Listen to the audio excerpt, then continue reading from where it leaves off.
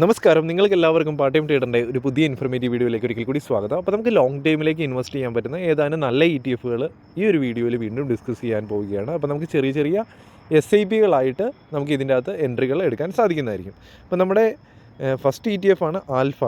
അപ്പോൾ ഓൾറെഡി ഞാൻ കുറേ ETF ഞാൻ കഴിഞ്ഞ ആഴ്ചയിലുള്ള വീഡിയോയിലും അതിന് മുമ്പൊക്കെ ഡിസ്കസ് ചെയ്തിട്ടുണ്ട്. അപ്പോൾ ആ ETF നിങ്ങൾക്ക് ഇപ്പോഴും എൻട്രി എടുക്കാനുള്ള ഒരു അവസരമുണ്ട്. അപ്പോൾ ചെറിയ ചെറിയ എമൗണ്ട് ഇട്ട് നമുക്ക് മുമ്പോട്ട് പോകാൻ സാധിക്കുന്നതായിരിക്കും. ഒരു എഡ്യൂക്കേഷണൽ പർപ്പസിന് വേണ്ടിയാണ് ചെയ്യുന്നത്, ഒരിക്കലും ഒരു റെക്കമെൻഡേഷൻ അല്ല. നമുക്ക് ആൽഫ ETF കുറിച്ച് പറയുവാണെങ്കിൽ നമുക്ക് 1 ഇയർ 56% തന്നിട്ടുണ്ട്.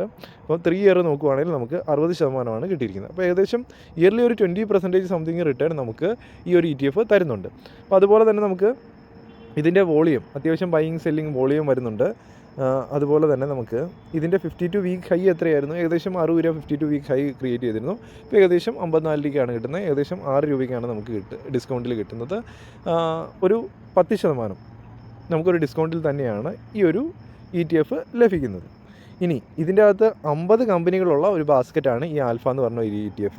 ഇത് കൊട്ടക് മഹീന്ദ്ര ബാങ്കിൻ്റെ ഒരു ETF ആണ്. ഇതിൻ്റെ അകത്ത് ടോട്ടലായിട്ട് 340 കോടി എമൗണ്ട് ഇൻവെസ്റ്റ് ആയിട്ടുണ്ട്. 2021 ഈ ഒരു ETF സ്റ്റാർട്ട് ചെയ്തിരിക്കുന്നത്. ഫണ്ട് മാനേജറിൻ്റെ പേരും കാര്യങ്ങളൊക്കെ ഇവിടെ കാണാൻ സാധിക്കുന്നതായിരിക്കും. ഇവിടെ എക്സ്പെൻസ് റേഷ്യോ എത്രയാണ്? കുഴപ്പമില്ല, ചെറിയ എക്സ്പെൻസ് റേഷ്യോ തന്നെയാണ് ഈ ഒരു ETF അതുപോലെ തന്നെ ട്രാക്കിംഗ് ഇച്ചിരി കൂടുതലുണ്ട്. ഓക്കെ, കമ്പാരിറ്റീവ്ലി ബാക്കിയുള്ള ഇൻഡെക്സ് ETF കമ്പയർ ചെയ്യുമ്പോഴത്തേക്കും. അപ്പോൾ ഇവിടെ എന്താണ് ഈ ഒരു ആൽഫ ETF കുറിച്ച് പറയുവാണെങ്കിൽ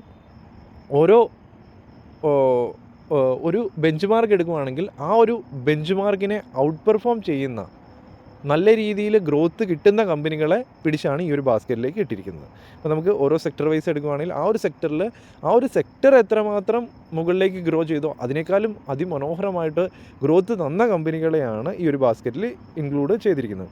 അപ്പോൾ അതിൻ്റെ അകത്ത് നമുക്ക് RVNL, oil, Cochin shipyard, Inox wind, trend, NBCC, Suzlon ഇങ്ങനെ പറഞ്ഞ കമ്പനികൾ നമുക്ക് കാണാൻ സാധിക്കും. ഏകദേശം 3%, 3%, 2% അങ്ങനെയാണ് വെയിറ്റേജ് വന്നിരിക്കുന്നത്. അപ്പോൾ നമുക്ക് ഒരുപാട് കമ്പനികൾ 50 കമ്പനികൾ ഇതിൻ്റെ അകത്ത് കിട്ടുന്നുണ്ട്. അപ്പോൾ നല്ല രീതിയിൽ ഗ്രോത്ത് തന്നിരിക്കുന്നുള്ള കമ്പനികളെ പിടിച്ചാണ് ഇതിൻ്റെ അകത്ത് ഇട്ടിരിക്കുന്നത്. അപ്പം പല സെക്ടറിൽ നിന്നൊക്കെ എടുത്താണ് ഈ ഒരു ETF ക്രിയേറ്റ് ചെയ്ത് വെച്ചിരിക്കുന്നത്. അപ്പോൾ മനസ്സിലായെന്ന് ഞാൻ വിചാരിക്കുന്നു.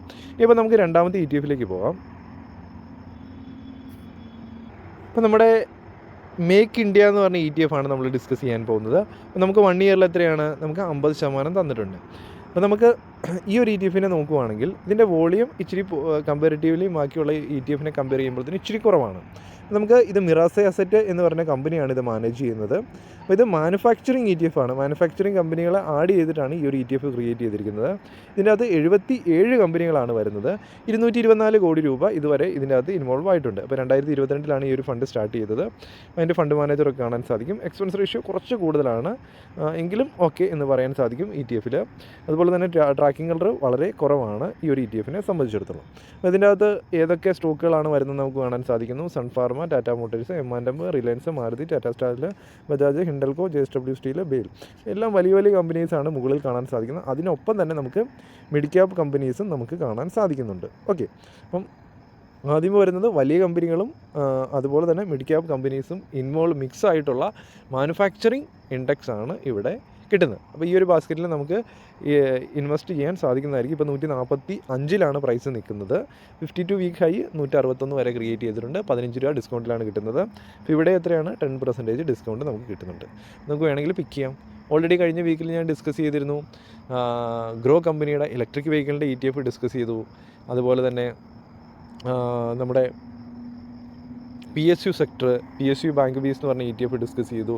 അതുപോലെ തന്നെ ഒരുപാട് ETF ഇപ്പോൾ വിലക്കുറവിൽ കിട്ടുന്നുണ്ട്. അപ്പോൾ ഇൻവെസ്റ്റ് ചെയ്യാൻ താല്പര്യമുള്ളവരാണെങ്കിൽ ഒന്നുകിൽ സെക്ടർ വൈസ് ഇൻവെസ്റ്റ് ചെയ്യാം, അല്ലെങ്കിൽ ഇങ്ങനെയുള്ള ഹൈബ്രിഡ് ആയിട്ടുള്ള കോമ്പിനേഷൻ ആയിട്ടുള്ള കമ്പനികളുടെ ETF പിക്ക് ചെയ്തിട്ടാണെങ്കിലും ഇൻവെസ്റ്റ് ചെയ്യാം.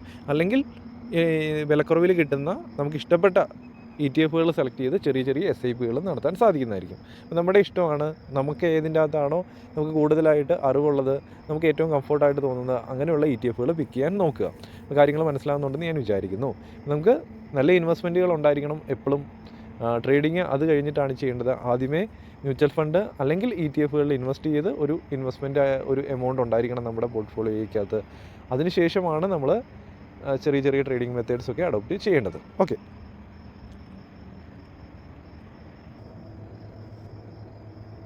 അപ്പോൾ നമ്മുടെ നെക്സ്റ്റ് ETF ആണ് FMCG ETF. ഇത് നമുക്ക് കൺസ്യൂമർ ഗുഡ്സിലാണ് ഇതിൻ്റെ അകത്ത് ഇൻവെസ്റ്റ്മെൻറ്റ് പോകുന്നത്, കൺസ്യൂമർ പ്രൊഡക്ട്സിൻ്റെ അകത്താണ് പോകുന്നത്. അത്യാവശ്യം നല്ല വോളിയം ഉണ്ട്. അതുപോലെ തന്നെ നമുക്ക് ICICI എന്ന് പറഞ്ഞ കമ്പനിയാണ് നമുക്ക് FMCG ETF പ്രൊവൈഡ് ചെയ്യുന്നത്. 395 കോടി ഇതുവരെ ഇൻവെസ്റ്റ് ആയിട്ടുണ്ട്. 15 കമ്പനികളാണ് വരുന്നത്.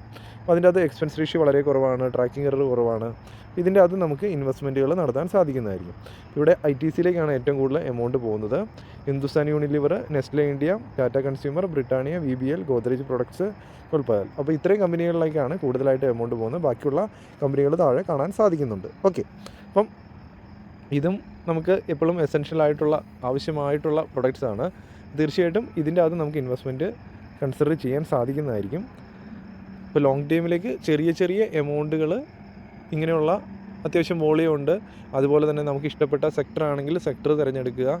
അതൊരു പക്ഷേ എനർജി ഡിപ്പെൻഡ് ചെയ്യുന്നതായിരിക്കും, അല്ലെങ്കിൽ വാഹനങ്ങൾ ഡിപ്പെൻഡ് ചെയ്യുന്ന സെക്ടറായിരിക്കും, അല്ലെങ്കിൽ മെഡിസിന് ഡിപ്പെൻഡ് ചെയ്യുന്ന സെക്ടറായിരിക്കും, അല്ലെങ്കിൽ ഇതിൻ്റെ കോമ്പിനേഷൻ ആയിരിക്കും. അപ്പം നമുക്ക് ഇഷ്ടപ്പെട്ട സെക്ടറുകൾ തിരഞ്ഞെടുക്കുക, ചെറിയ ചെറിയ ഇൻവെസ്റ്റ്മെൻറ്റുകൾ നടത്തുക. നല്ല വാല്യൂവിലേക്ക് വരുന്നതനുസരിച്ച് ചെറിയ ചെറിയ SIPകൾ നടത്തി മുമ്പോട്ട് പോയി കഴിഞ്ഞാൽ നമുക്ക് നല്ലൊരു പോർട്ട്ഫോളിയോ ക്രിയേറ്റ് ചെയ്ത് മുമ്പോട്ട് പോകാൻ സാധിക്കുന്നതായിരിക്കും. ഇവിടെ എത്രയാണ്? 70-ൽ നിന്ന് ഇപ്പം 62-ലാണ് കിട്ടുന്നത്. ഏകദേശം ഒരു 7-8 രൂപയാണ് ഡിസ്കൗണ്ടിൽ കിട്ടുന്നത്. ഏകദേശം 10-12% ഡിസ്കൗണ്ടിലാണ് നമുക്ക് ഈ ഒരു ETF ലഭിക്കുന്നത്. അപ്പോൾ മാർക്കറ്റ് ചെറിയൊരു കറക്ഷനിലാണ് നിൽക്കുന്നത്. ഏകദേശം ഒരു 2000 പോയിൻറ്റ് കറക്ഷനിലാണ് നിൽക്കുന്നത് നിഫ്റ്റി എന്ന് പറഞ്ഞ ഇൻഡെക്സ്. അപ്പം ആ ഒരു അവസരം വിനിയോഗിക്കുക, ആ ഒരു ഡിപ്പിൽ ഇൻവെസ്റ്റ്മെൻറ്റുകൾ നടത്തുക.